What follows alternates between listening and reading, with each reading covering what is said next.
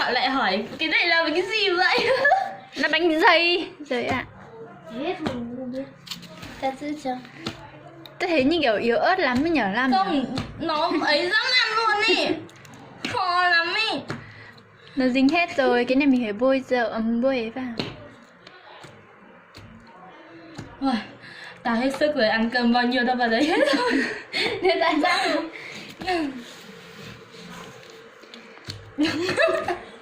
Thấy chưa?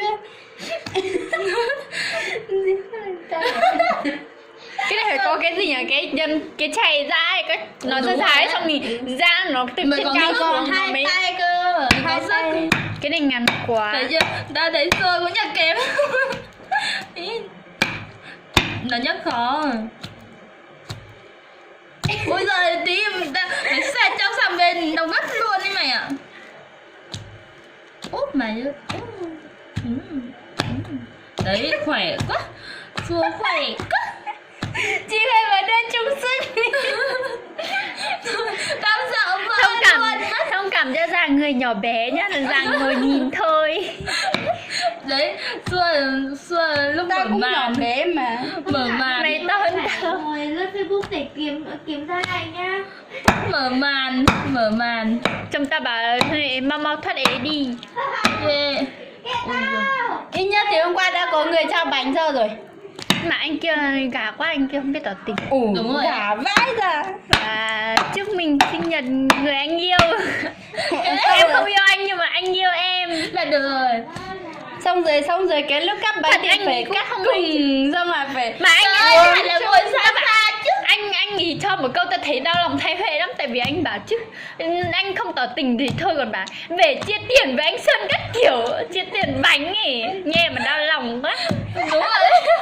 Sao thì bảo là em nói câu đấy là Không, gọi là lúc đầu là vậy nói trước xong mới ấy.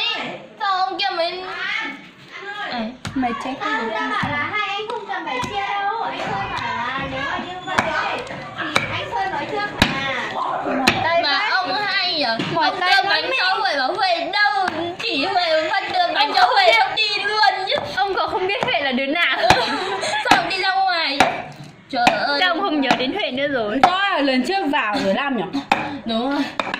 Thế mà còn một to si bảo anh Sơn là sẽ tắm được. Thế nên là chồng ta mới bảo là có người bắt nhầm vợ ấy kiểu. Đúng rồi đấy. Cái gì nhỉ Lam ơi? Hả? Lúc đầu là anh Sơn nói trước. Anh Sơn bảo là nếu mà như đâu hay anh kia bảo là nếu mà như vậy tí phải hai người phải chia đôi tiền ra. Thì tại mày không làm gì sao ông kia mình nói. Đúng rồi ấy, mày không biết nghe ấy. Lúc ấy là mời xong mời hai Mình người chỉ ấy. cái này thôi dáng lên thôi. Thế ơi, lắm rồi. ta hỏi một câu nhá, nếu như anh ý tỏ tình mày có yêu không? Tao á, ui, yêu luôn bằng hai chân hai cả hay. Chạy Hỏi thật mà. Ta không đùa đâu, nếu anh ấy tỏ tình thật thì mày có yêu không? Tao rất tiếc là không.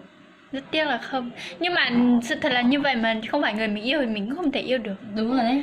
Mày xem. Giờ ra lên. Anh rất giống như em rất tiếc. Đúng rồi. Như bao nhiêu người gặp rồi chả yêu chả thích gì cả, nó tỏ tình các kiểu theo đuổi các kiểu, mình có thích đâu.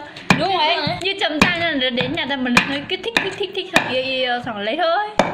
Chả dây dưa lâu rồi dài. Hả? Là bọn nó bảo như vậy ấy, về phải chia như vậy thì tao mới bảo là thôi hai anh không cần phải chia đâu, đưa ở đây. Đấy.